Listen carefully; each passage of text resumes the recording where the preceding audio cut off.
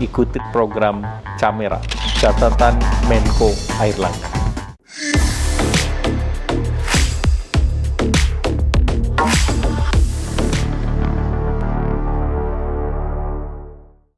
The first one as to whether or not United States and China will make peace towards each other. I think the likelihood is that United States and China will not go to direct war with each other, because in a nuclear war, both sides will lose.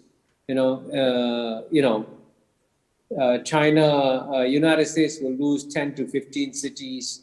China will lose 30 to 40 cities. So both sides will lose, right, in a nuclear war. And therefore, I don't think there'll be an all-out war between US and China. But short of a war, the contest between US and China will accelerate, for sure, because it's driven by a geopolitical logic. The United States doesn't want to become the number 2 power in the world. And because it doesn't want to become the number 2 power in the world, it will try and stop China in one way or another. So the next 10 years, the US-China geopolitical contest will accelerate. But at the same time, we, the other countries, and that's why in my book, Has China Won? If you look in my last chapter, I say that other parts of the world, like ASEAN, the ASEAN countries should tell US and should tell China 2 things. Number one, the world has more important things to take care of, like COVID-19, like climate change. Can you please stop your contest? Press the pause button for a while. Let us fight our common challenges like COVID and like climate change. And at the same time, the ASEAN countries can tell both sides, we want to be friends of the United States and we want to be friends of China. Don't ask us to choose sides. We want to be friends with both. And that's a common, I think, ASEAN position of all the countries in ASEAN. So ASEAN should speak out more forcefully. So I hope at the G20 meeting also, the same message can be conveyed to the leaders of US and China also. Now, the next one, on the question of Russia, in theory, frankly, since the United States' number 1 worry is China, Russia is not the number 1 worry for United States, okay? Russia will never become stronger and more powerful than United States. No way. In fact, the Russian economy is less than 1/10 the size of the American economy.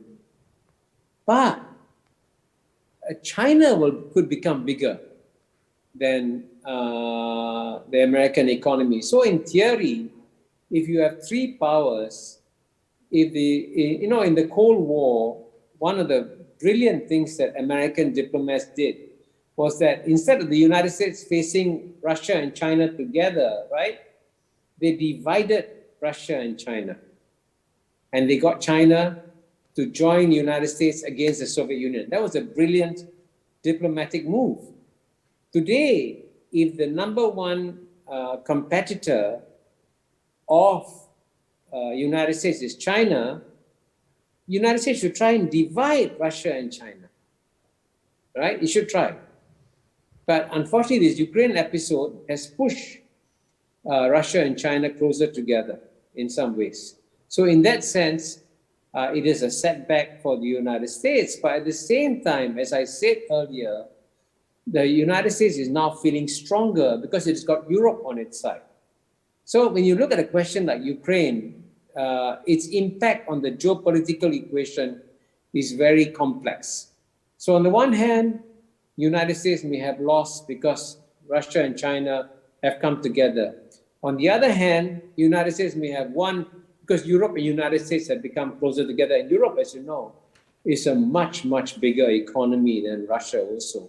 So the combination of United States and Europe creates a formidable economic force. And that's why they've been so successful with their economic sanctions. And this is something that obviously China is going to pay attention to. So at the end of the day, we have to wait and see what will be the final outcome. But it is, of course, conceivable that United States will feel it is much stronger after the Ukraine episode is over.